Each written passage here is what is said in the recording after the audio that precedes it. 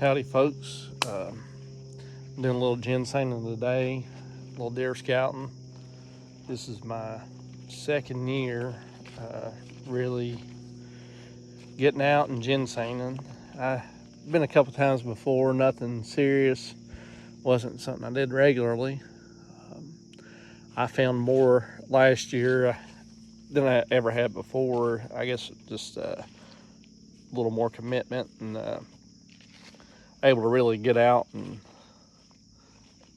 do it, just having the means to do it, having a four-wheeler or whatnot to get out in some of these places in southeastern Kentucky. But this year I have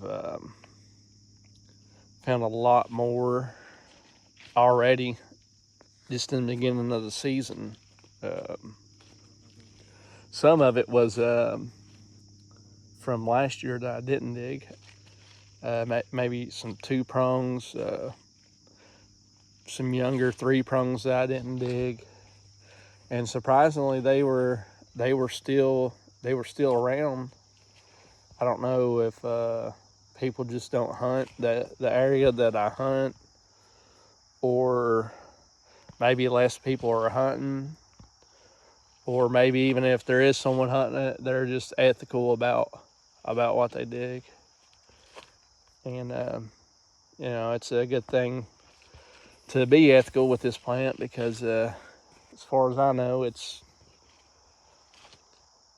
I guess endangered maybe, or just in danger of being endangered.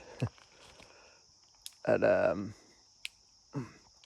I ended up having to move my hunting spot. Come to find out I was on someone else's land. I didn't know I was. I thought I was on some public land. But I used an app someone had told me about, and I got the app just to see, areas I could ginseng without being on someone else, a private property or whatnot. And come to find out I was setting up shop on someone's land. But I try to do things right. Sometimes, doing stuff like this, you may end up wandering on someone's property, but I think it's best to, do everything within your power to do the right thing. But where I'm at now, we just had a lot of rain come through, heavy rain, and we experienced some mudslides and different things. And I noticed that some of the ginseng that I had seen last year ended up getting washed away in those mudslides. Maybe a good thing though. Maybe it just carried it on down the mountain and it'll repopulate somewhere else. I hope that's the case. Hopefully it wasn't buried too deep in that mud. But the place I am right now, where I'm standing at now, you can actually see some of somewhat of a mudslide. I mean, it's really washed out.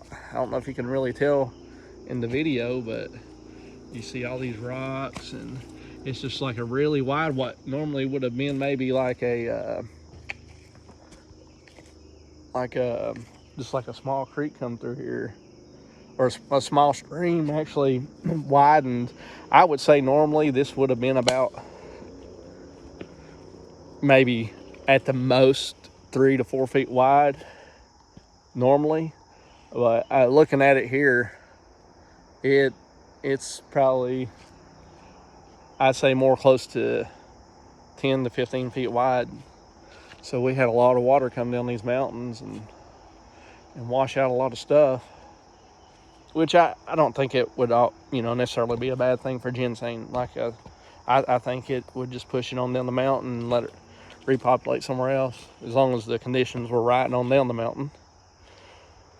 So I'm not an expert by any means on the stuff. I'm new, but I have learned from some people who have been doing it for a while, and they taught me some things. And some of the main things I look for is plants that I guess you call them neighbors to ginseng. and that's going to be cohosh. That's going to be bloodroot, yellow root. They need a lot of the same nutrients that ginseng needs to thrive.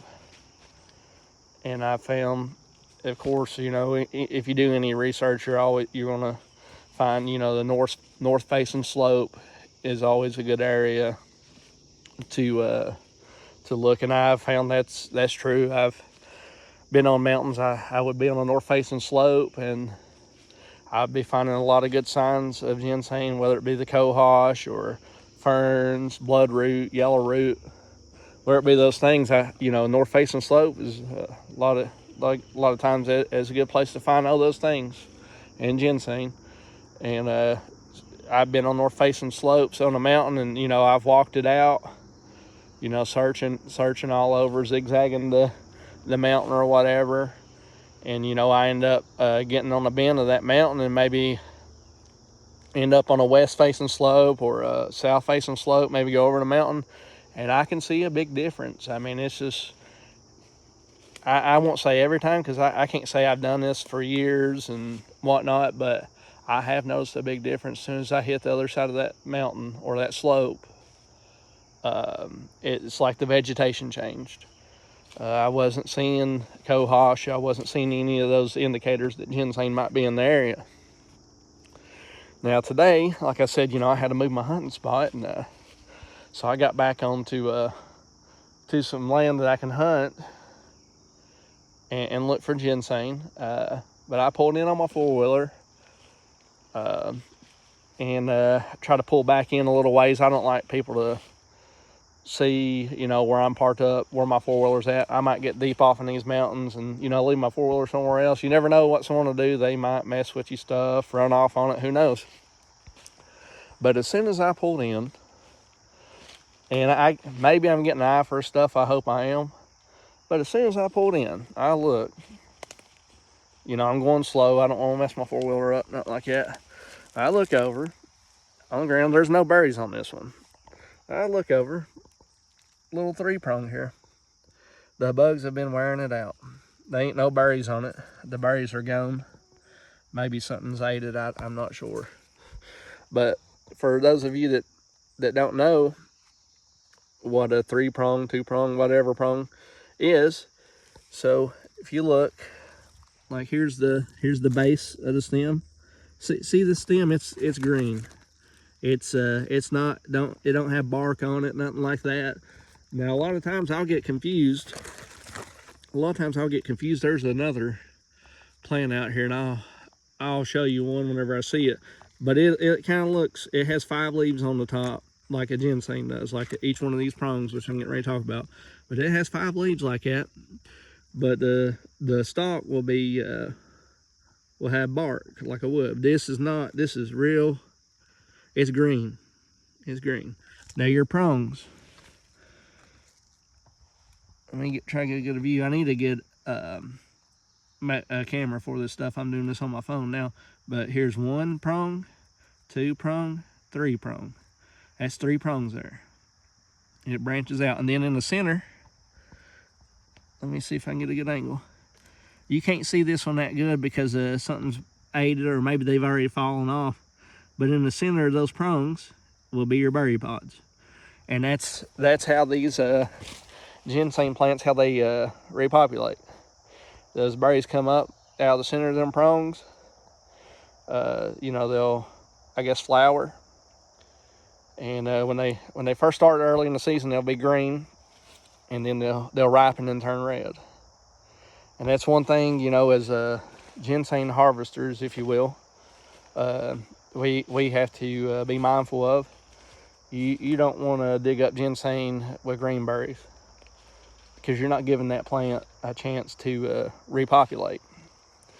And then, so that's a 3-prong. Here in Kentucky, where I'm at, 3-prong is legal to dig. I like to dig more mature 3 prongs, because you can get a 3-prong, like I say, and each one will have 5 leaves on it. 1, 2, 3, 4, 5. And if you look, so it has 5. It has 3 pointing But this one's been chewed up. But it'll have 3 this way and two this way. But your less mature plants, this one I probably won't. I'm not going to dig this one. It's the third one of the 3 prongs on this only has 4 leaves. That means it's not as mature. You know, you get a full 3 prong, 5 leaves a piece on each prong. That's more of a mature plant. Now I could dig that one legally, but I want to let it grow. I want to let it mature, let it produce some more berries for next year. You know, let it repopulate through here. That way, you know, years from now I can dig it. Maybe my kids can dig it. My grandkids can dig it. You know, people get greedy and they just want to dig everything that they see. But so I saw that one as soon as I pulled down in this little spot here. And then I was like, well, I need to get my 4-wheeler back up in here a little ways. That way nobody can see it, you know, if they're going down the trail, the regular trail one drives down. I pulled in and I about ran one over. But it's right in front of my 4-wheeler. I'll show you this one. But before I show you this one, here's what bloodroot looks like. This is bloodroot. Right there is a good indicator that you're on some soil that can produce ginseng. Now, I don't always mean it's there, but it's a good indicator that it can grow. So the second plant I seen, right here's some more bloodroot right by the second ginseng plant I found. Here's some more bloodroot. But I come on up here, and here's another 3-prong. A little bit healthier 3-prong.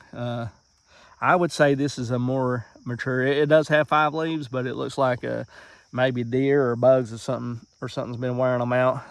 There's no berries on that pod, but that there's where your berry pod's going to be, right there in the center, right there.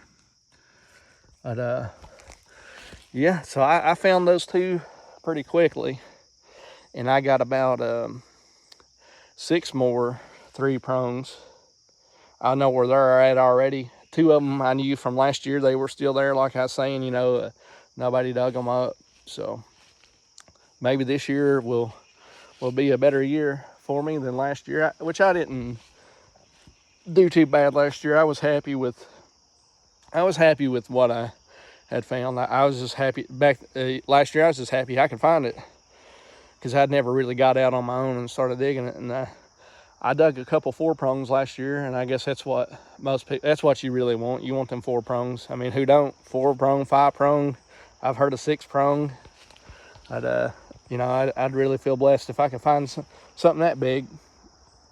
You know, you just got to get out here and do it, and you know, you'll find it if you get in these areas where it grows. And just be ethical, you know, that way other people can get out here and find it. And maybe there might be days you don't find nothing at all, but you know, it's good to get out, get off the couch, you know.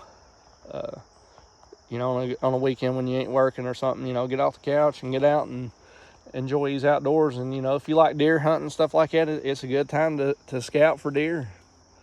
You know, ginseng season, deer season, you know, where I'm at, they fall right in line. Opening season for archery on deer is I think September 2nd, and I think ginseng September 1st. So if you're going to be out deer scouting, might as well look for a little ginseng. If you're out ginsenging, you know, you might get a little deer scouting. I know that's how I do it. But hopefully I get to make some more of these videos and maybe educate some people on how to find this stuff. And I'm learning as I go. Like I said, I'm no professional, but I have done it more than someone that never has. So I know a little something, I guess. But y'all have a blessed day. And if I run into anything interesting today, I guess I'll make another video and post it. That's it, folks.